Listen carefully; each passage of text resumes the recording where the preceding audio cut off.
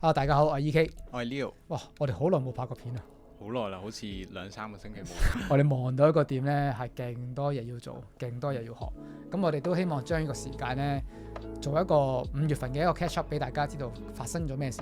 希望可以都用呢個時間去俾大家知道，有啲咩 tips 需要知道啊，有啲咩 tools 係需要知道啊，同埋我哋覺得最近5月發生啲比較有趣嘅嘢。咁我哋都做咗個 slides 嘅，咁我哋用一個 slides 嘅形式咧，去同大家高呼下啦。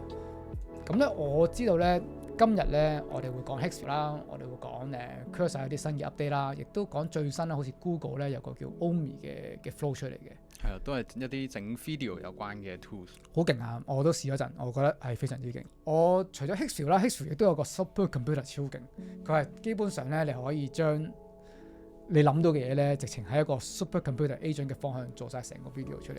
但係我試咗一次咧，就用咗10蚊美金。咁貴？係好貴，但係好勁，即係我覺得係啱啲有 budget 嘅公司用咯。但係個 cost 你當係計翻replace 一個員工嘅價錢。咁就 OK 嘅，咁啊抵嘅，咁啊抵嘅，咁啊抵嘅。咁亦都我都想講講 Cursor 亦都新嘅 update 啦。咁 Elon Musk 最近係賣咗 Cursor 嘅 Elon Musk，如果大家唔知嘅話，咁佢哋有個新嘅 tool 叫 Composer 2.5，基本上咧係快過 Opus， 快過 Sonnet， 快過所有嘢，係極快做到啲嘢出嚟。但係咧，其實佢背後咧都係 Kimi 底嚟嘅。哦，都仲係 Kimi， 因為其實佢 Composer 2嗰陣我都有用過，但係我發現都幾貴，同埋用咗一段時間之後就見到啲人喺 X 嗰度話，哦原來係 Kimi 嚟嘅。係啊，佢 Composer 其實佢，我記得嗰陣有個 chart 咧，我哋一齊睇一睇啊。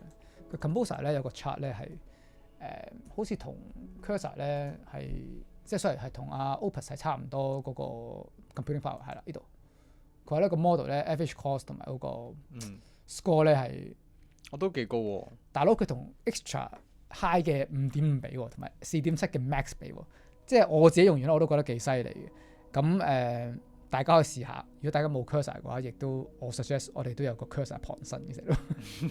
係啊，咁Composer 非常勁啦。咁其實佢啲 score 亦都有 show 到可以去到69.3嘅 technical branch 2.0，咁我覺得係非常之勁。同埋佢 Composer 2亦都唔係話好貴，所以大家有 Cursor 嘅亦都可以試一試啦。咁之後咧，我哋亦都想講一講，其實 Coding Agent 咧真係要 set 好啲 boundary，set 好啲 review gate， 同埋 set 好啲 style rules。我自己用好多咧 skills 去 make sure 個 Coding Agent 係跟住我個 style 去用嘅。你咧？我自己反而而家反璞歸真，冇乜點用 skills 同埋 MCP 嗰啲嘢，因為我自己最近打緊嘅嘢都係一啲 back end 少少，同埋 internal use 嘅，唔使俾出面街嘅人用，咁我就算啦，唔 set up 啦。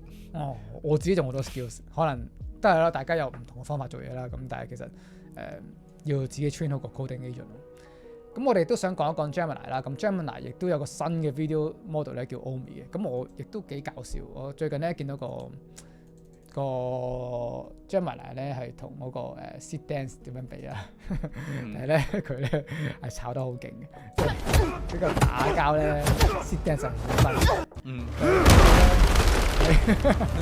慢動作啊，慢動作咁啊，我亦都覺得爭幾，即係麻麻地嘅。咁但係我自己覺得咧 ，Google 都係有無限嘅錢嘅。Google 亦都somehow應該都會做得好過其他 model in the future。呢個係我嘅 belief 啊。咁好多 model 嘅，咁大家上 Google Seed Dance 可以睇到好多 comparison。個 Seed Dance 真係好犀利 ，Seed Dance 都慢動作睇到唔知點嘅，係咁但係我哋想講嘅咧都係講 Google Flow 啦。咁其實 Google Flow 係咩咧？咁呢度我哋都下一個 step 嘅。咁 Google Flow 咧，其實我自己試咧就係基本上你係一個比較強嘅位去 edit， 即係例如可能你係拍片嘅話咧，你可以將啲嘢咧 edit 得更加靚少少。咁以前 Hexview 咧係要好貴先做到嘅。咁而家 Google Flow 咧，其實如果你做 AI influencer 啊，或者做嗰啲reference image， 我覺得幾勁嘅。咁亦都好多 example 啦。咁我亦都見到一個 example 咧，佢係做得幾好嘅。咁我睇下我哋可唔可以去翻先。類似啲咁啦，可能直接將個人轉咗，將啲卡通轉咗咧，咁其實佢就可以represent 翻嗰件事出嚟。咁但係咧，佢啲 output 咧都係麻麻地嘅，我覺得。睇個 set dance 之後咧就翻唔到轉頭。嗰條有個 ending 係右下角嗰個咧，右下角嗰個咧佢休息定係佢跌咗落。咁啊 ，anyways，set dance 都係幾犀利，已經2個月啦，我諗都未有人追得過佢。係啊，暫時都係 flagship model。我覺得 even 就算 Hicksville 都用緊 set dance 嘅。咁我哋而家講呢個 Hicksville 咧，其實我覺得如果公司肯俾你用 Hicksville 咧，其實好好彩你真係，因為件嘢咧真係好鬼貴。例如我哋啱啱講嘅 super computer 啦，佢可以幫你做晒 research， 幫你將個 research 變咗一個 site， 再幫你拍埋片，幫你做晒所有做啲 version 出嚟。我自己咧就用咗一次咧，就覺得好鬼貴，但係咧就 output 咧亦都好鬼勁。咁咧當然啦，有好多嘅佢最近有個幾勁嘅位咧，就係可能做埋嗰個叫 Hicksville 嘅 CLI 啊。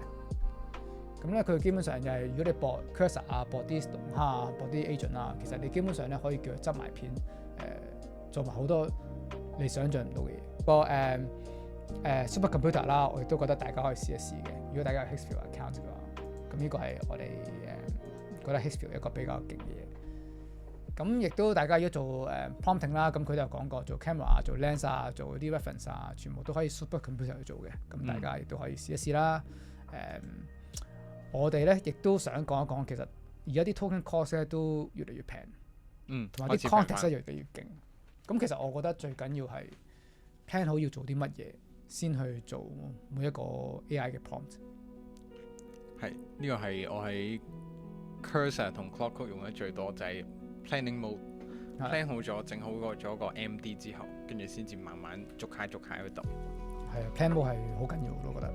即係你有時你要知道自己係要做啲乜嘢，做好個策劃咧。嗱，我自己用好多咧，就係整晒啲epics 啊，我哋會整好多 epics 啊，整好多 phrases 啊，去 make sure 咧嗰啲 content 你要做嘅嘢係好整齊咁擠晒喺個 epics 度。